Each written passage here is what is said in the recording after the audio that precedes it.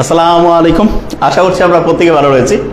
মায়েদের কথা অনেক সময় দেখা যায় যে সন্তানরা শুনতে চায় না, এটা হয়। এটার কারণটা কি সেটা একটু বুঝতে হবে।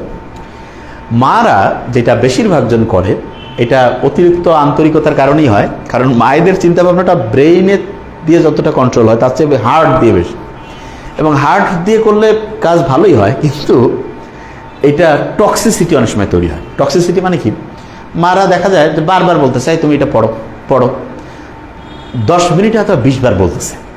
তো 10 মিনিটে যখন আপনি 20 বার এরকম বলবেন, তখন ও মনে করবে যে এটা রেডিও অন হয়ে গেছে, এবং এই কারণে তখন আপনার ভালো কথাটা তাকে খারাপ লাগবে। এই কারণে নিয়ম হচ্ছে ইসলামের, মোহাম্মদ সাল্লামের ওই হাদিসটা মধ্যম পন্থায় সবচেয়ে সেরা পন্থা। আপনি পড়লো না যে বাবা বা মা বা মেয়ে, যেটা আপনার ছেলে মেয়ে, যে তোমার পড়া উচিত কতটুকু পড়লাম, বাস, বেশি কথা নেই, মানে একদম সহজ, এবং তার যদি কোনো সমস্যা থাকে সেটা নিয়ে আলাপ আলোচনা করা। কিন্তু আমরা এই পরে নাই এটা বারবার যদি বলি, তাহলে দেখা যাবে সে আস্তে আস্তে আমার কথাই আর শুনতে চাবে না, এবং এইটা একটা ভয়ঙ্কর ভুল আমরা করি। এই জায়গাটা গুরুত্ব দিতে হবে। এবং বেশিরভাগ ক্ষেত্রে যেটা হয় সেটা হচ্ছে যারা বেশি মানে হচ্ছে কেয়ার করে সন্তানকে, তারাই দেখা যায় বেশি বলে, এবং সেই ক্ষেত্রেই দেখা যায় প্রবলেমটা বেশি ক্রিয়েট হয়। কেন? কারণ আমি চিন্তা করছি আমি আমার ছেলে মেয়েকে এত যত্ন নিচ্ছি, সে তার ভালো বুঝতেছে না, এটা কিভাবে হয়? এবং এইখানেই তখন যেটা হয়, একটা প্যারাডক্স তৈরি হয়, কন্ট্রাডিকশনটা তৈরি হয়। এই কারণে নিয়ম যেটা, সেটা হচ্ছে পড়াশোনাটা আসলে কি, তাকে এই জিনিসটা তাকে বুঝতে দিতে হবে যে পড়াশোনাটা তার জীবনটাকে কিভাবে চেঞ্জ করে। এই জন্য আপনাকেও জিনিসটা বুঝার কিছু ব্যাপার আছে, যে কোন সময় কাকে কি কথা বলতে হবে, সেটা খুব ইম্পর্টেন্ট। একটা ঘটনা বলি, তাহলে বুঝতে পারবো। একদিন এক খুব মানে হচ্ছে যে ওইটাকে বলে যে জ্ঞানী একজন মানুষ, তার বিভিন্ন হচ্ছে শিষ্য সব বসে আছে। হঠাৎ করে ওইখানে হচ্ছে ওই যে ঘূর্ণি বায়ু, ওই যে ওইটাকে বলে বৈশাখ চৈত্র মাসে হয় না, যে এরকম করে পচ্চিয়া বলে আমাদের উত্তরবঙ্গে বলে, এরকম একটা জিনিস, মানে বালু টালু পাতা এরকম করে উঠতেছে। তো ওই খুব যে জ্ঞানী মানুষ, তার আশেপাশে যারা আছে তাদেরকে বলছে, তোমরা কি কোনো মিষ্টি জাতীয় খাবার খেতে চাও? তা সবাই বলছে, হ্যাঁ হুজুর, এরকম হইলে তো ভালোই হয়। তো উনি কাগজে একটা জিনিস লিখছে, লিখে ওদের হাতে দিয়েছে যে যাও।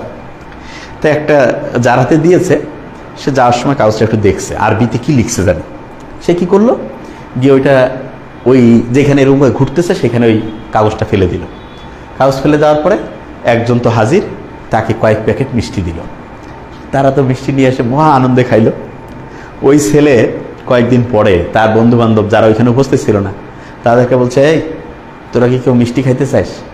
বলছে।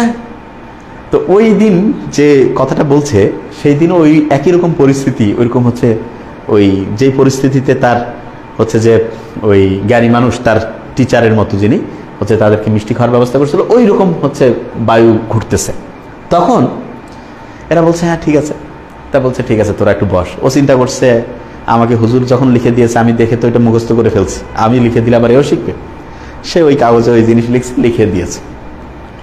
এই যেই কাগজটা সেখানে দিয়েছে, দুই গালে তার একদম আচ্ছা মতো থাপ্পড় শুরু হয়ে গেছে। থাপ্পড় খাইতে খাইতে মুখে চোখে হাত দিয়ে দৌড়ায় পালায় আসছে অজ্ঞান। জ্ঞান যখন ফিরছে, ওই বড় জ্ঞানী মানুষের কাছে গেছে। সে বলছে, হুজুর, হ্যাঁ কি হয়েছে? যে একটা ভুল হয়ে গেছে। কি ভুল? যে সেই দিন আপনি একটা জিনিস লিখে দিলেন, ওরা মিষ্টি দিল, তা আমি হচ্ছে ওই জিনিসটা আপনার অগোচরেই হচ্ছে মুখস্থ করে ওইটা ওদেরকে দিয়েছিলাম। তা আজকে ওর আমাকে এমনভাবে ধাওয়া করছে, মায়ের খাইতে খাইতে আমি অজ্ঞান হয়ে গেছি। তখন ওই যে জ্ঞানী মানুষ, তিনি একটু মুচকি হাসছেন। তো বলছে যে কি কারণে এরকম হইল? বলছে, শোনো, ওই দিন ওরা হচ্ছে ওদের একটা বিয়ের প্রোগ্রামে যাচ্ছে, তো এই কারণে ওদেরকে সালাম দিলাম যে আপনাদের এই প্রোগ্রাম শুভ হোক। এই কারণে ওরা খুশি হয়ে মিষ্টি দিছে। আর আজকে ওরা ওদের মধ্যে একজন শীর্ষস্থানীয় লোকের হচ্ছে মৃত্যু হয়েছে, ওইখানে যে আপনি বলতেছ শুভ কাজ, খুব খুশি হয়েছি আমরা, আপনি আমাদের শুভ হোক। এই যে একই মানে হচ্ছে পরিস্থিতির, কিন্তু মানে চিঠি একই, কিন্তু পরিস্থিতি দুইটা ভিন্ন, বাইরে থেকে দেখে মনে হচ্ছে এক। এবং এই কারণে একসময় মিষ্টি পেয়েছে আর একসময় হচ্ছে মায়ের পেয়েছে। তার মানে হচ্ছে ভিতরের ব্যাপারটা বুঝতে হবে, কনসেপশনটা বুঝতে হবে, যে আসলে এটা কোন পরিস্থিতিতে কোন কথাটা বলতে হবে।